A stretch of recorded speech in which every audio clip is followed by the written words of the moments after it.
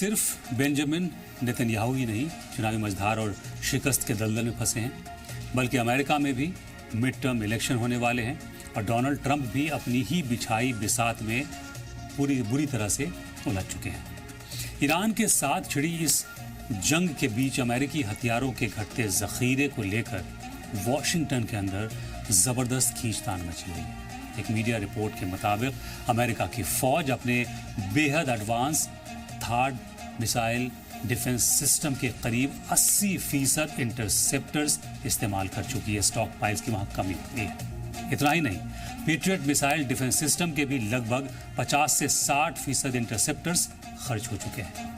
हथियारों का ये खतरनाक किल्लत यानी कमी और मिडल ईस्ट में ईरान के जवाबी हमलों के डर ने ट्रंप एडमिनिस्ट्रेशन के पसीने छुड़ा दिए हैं और यही वजह है कि ईरान पर बड़े हमले की उनकी तमाम शेखी हवा में उड़ गई है। इस सूरत हाल ने अमेरिकी हुकूमत के अंदर अफरा तफरी का माहौल पैदा कर दिया है। द वॉशिंगटन पोस्ट की एक सनसनीखेज रिपोर्ट के मुताबिक कैंप डेविड में हुई कैबिनेट बैठक के दौरान ट्रंप अपने डिफेंस मिनिस्टर पीट हेगसेथ पर बुरी तरह भड़क गए।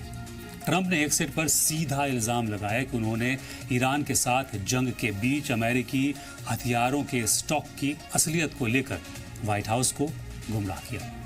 ट्रंप का कहना था कि उन्हें लगा था कि इंटरसेप्टर मिसाइलों की कमी वाला ये मसला सुलझा लिया जाएगा। जब ट्रंप ने इस पर जवाब मांगा तो हेगसेथ ने इसका पूरा ठीकरा अपने डेप्यूटी स्टीफन फिनबर्ग पर मार दिया।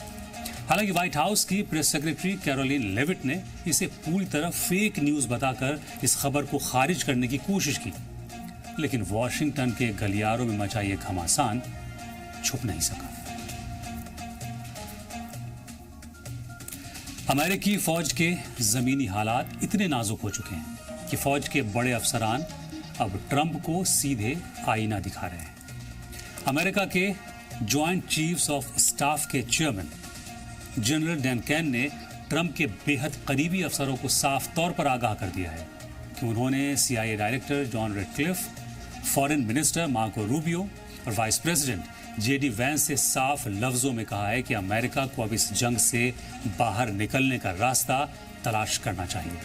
जनरल कैन का मानना है कि सिर्फ हवाई बमबारी करके ईरान के साथ जंग खत्म करना मुमकिन नहीं होगा और जंग को आगे बढ़ाने का हर कदम अमेरिका के लिए ही खतरनाक साबित होगा। उन्होंने सलाह दी कि ट्रंप के सामने जब भी ईरान पर मिलिट्री एक्शन की बात आए तो उन्हें इसके खतरों और अमेरिका की मजबूरियों से जरूर आगाह कराया जाए।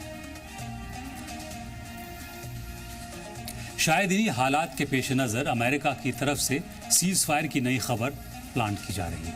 द वॉल स्ट्रीट जर्नल के रिपोर्ट के मुताबिक अमेरिकी सरकार अब ये रास्ता खोज रही है कि अगर तेहरान हुर्मुज स्ट्रेट को फिर से खोल देता है तो ट्रंप इसी को अपनी बहुत बड़ी जीत बताकर मैदान छोड़ देंगे।